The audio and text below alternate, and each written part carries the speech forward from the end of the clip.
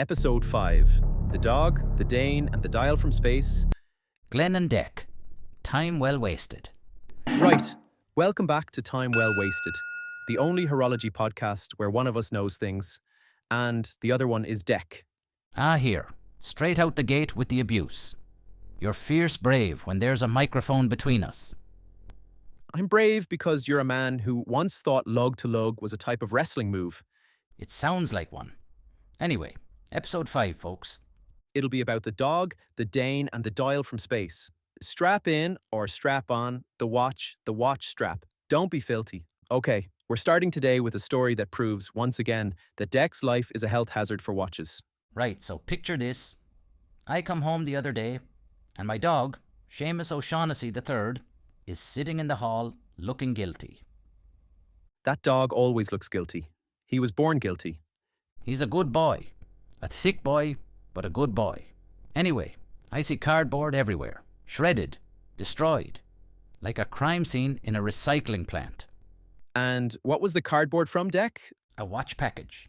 You mean a brand new watch package? Yes, but here's the twist. The dog ate the box but didn't touch the watch. Not a nibble, not a lick, not even a sniff. So even your dog has taste? Or maybe the watch wasn't tasty enough. Maybe the loom wasn't flavour grade. Swiss Super Luminova, BGW, 9, grade A, great for visibility, terrible for sandwiches. I swear he looked at me like, "Dah, this packaging is shite. Get better brands." Your dog is the only creature alive who unboxes watches more aggressively than you. Right, today's main topic, the lies watch collectors tell themselves. And Dec, you're basically the patron saint of self-deception, aren't you? Stop. I'm honest with myself. If I remember well, you told me last week, and I quote, "I'm done buying watches, I'm cured." That's right. I was cured. I was proud of myself. For about 11 hours. That's not cured, that's a power reserve. A short one. Like a vintage piece that needs winding every time you sneeze. Exactly. Your self-control has the amplitude of a balance wheel that's been dropped down the stairs.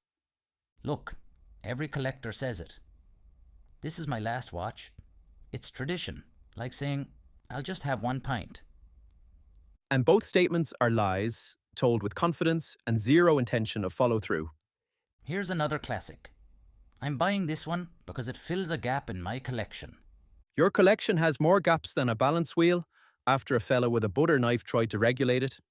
You buy watches like you're trying to complete a bingo card no one else is playing. Well, I do have a system. Your system is chaos, controlled chaos. Well, no, actually not controlled, just chaos. All right, what about this lie? I'm only buying it for the movement.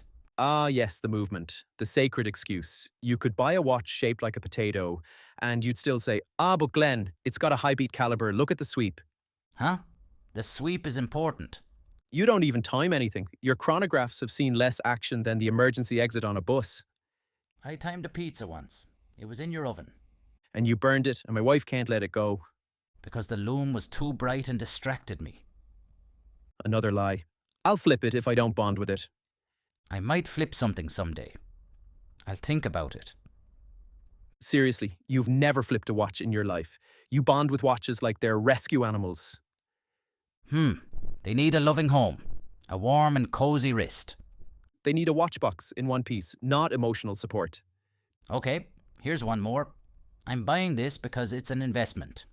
If your collection is an investment, then I'm the Queen of Denmark. You buy watches the way toddlers buy sweets, based on color and vibes. Dear listeners, stay on to find out why I have mentioned Denmark. Vibes are important in horology, especially on the payday. No, regulation is important. Accuracy is important.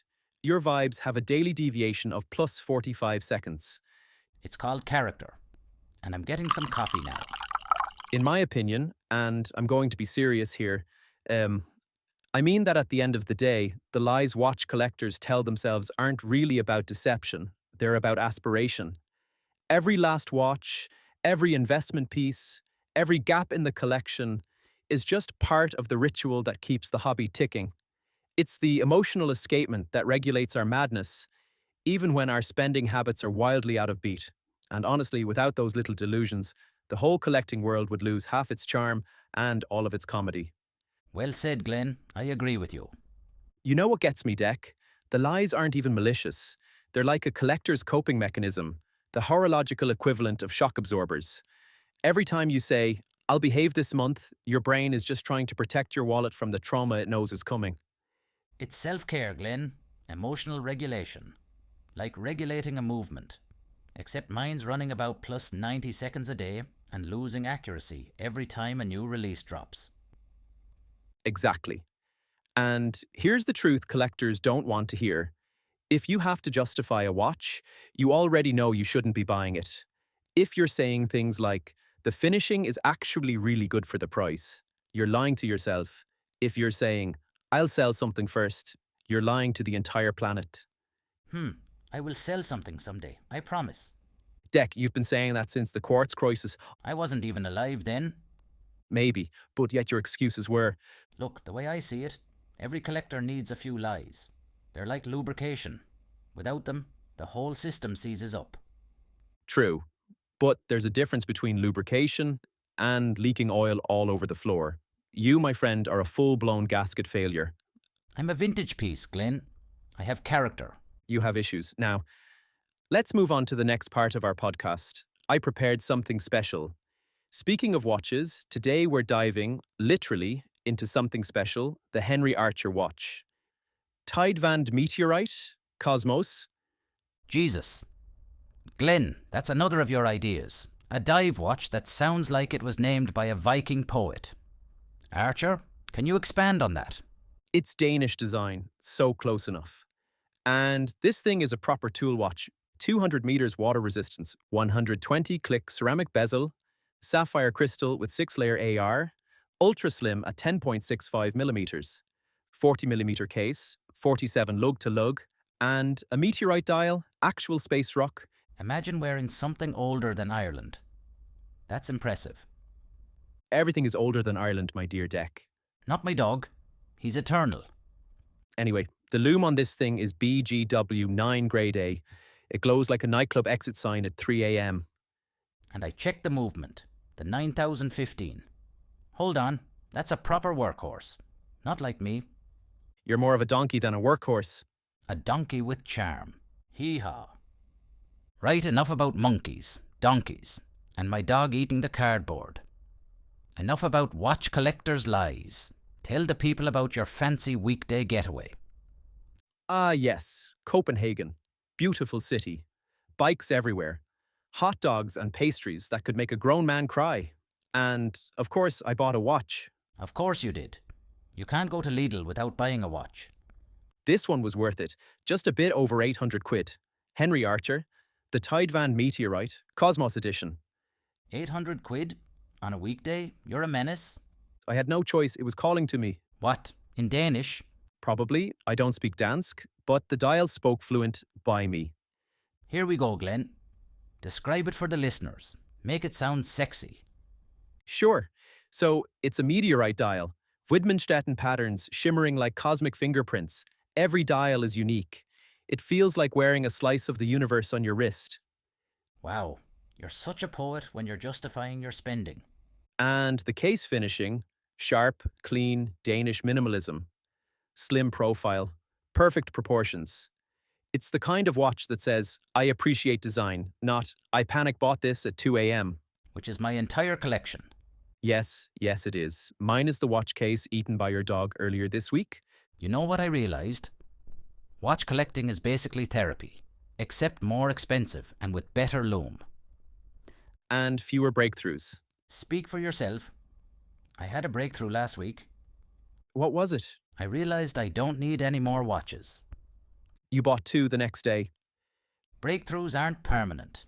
These were vintage watches from a charity shop. I need them to hone my watchmaking skills. You're like a man who says, I'm off the drink, while ordering a pint. It's called balance. Ha ha ha. A proper balance wheel keeps steady, consistent oscillations. You, on the other hand, oscillate between, I'm done buying watches, and then, look, Glenn, I bought 3 more, but they were bargains. Your life has the rate stability of a €12 AliExpress special that's been magnetized, dropped, and then worn by a toddler. Believe it or not, I have the VIP AliExpress account. I'm #1 customer from the Midlands. Somehow I do believe you. Right, before we wrap up, a reminder that this podcast is brought to you by absolutely nobody, because nobody trusts us with sponsorship money. But dear folks, you can still support us by subscribing to the Horology Guide channel. Please, I'm begging. Glen's begging. The dog is begging. That's right, even Seamus O'Shaughnessy III wants you to subscribe.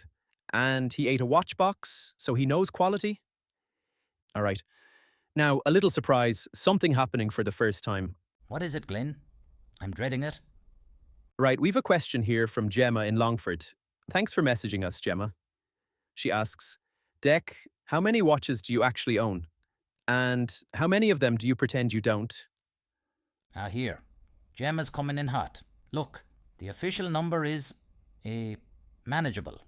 Translation, he has so many watches he started storing them in places even he can't remember. Last week he found a Seiko in the cutlery drawer. It was one time, Glen, and it was next to the spoons because I panicked when the postman arrived early. Gemma also asks, do you actually wear them all, or are some of them just emotional support watches? I wear most of them. He wears 3. The rest sit in boxes like hostages waiting for negotiations. They're not hostages. They're part of the rotation. A rotation implies movement. Some of your watches haven't seen daylight since the last recession. Gemma, ignore him. I cherish every single one. Even the big shiny yoke Glen says makes me look like a fella selling fake sunglasses on a beach in Tenerife. Because it does. But fair play to you, Gemma. Keep the questions coming, especially the ones that expose Dec's nonsense. What is the plan for next week? More slagging? Next week's episode is going to be about... I know, we'll tackle the guilty pleasure watches, the ones we adore even though we absolutely shouldn't. The 2 shiny ones that could blind a man at 20 paces, the 2 big ones that double as serving trays, and the 2 weird designs that look like they were sketched during a fever dream. What? Glen, are you all right? Did you really come up with these ideas yourself? We'll be roasting the gimmicks, the nonsense, and the watches that are far too expensive for what they are, yet somehow still end up in our collections. If you've ever said, I know it's ridiculous, but I love it, this episode is going to hurt beautifully. I will make more bold claims, more broken promises, more delusions that this is my last watch. Do you regret, Dec? My name is Dec. I regret nothing. Right, that's us. Mind yourselves, mind your watches, and mind your dogs, especially if they're hungry. Slan, folks. Thank God that's over. I'm bursting for a wee. And I'm telling you now, Glen, next week I'm wearing the big shiny yoke, the one that makes me look like a drug dealer from Marbella. Dec, the mic is still on. Shite. Ladies and gentlemen, apologies for that off-air blooper. Tune in next week to hear more of Dec's confessions and questionable fashion choices. Jesus, I'm such an idiot. I thought we were done.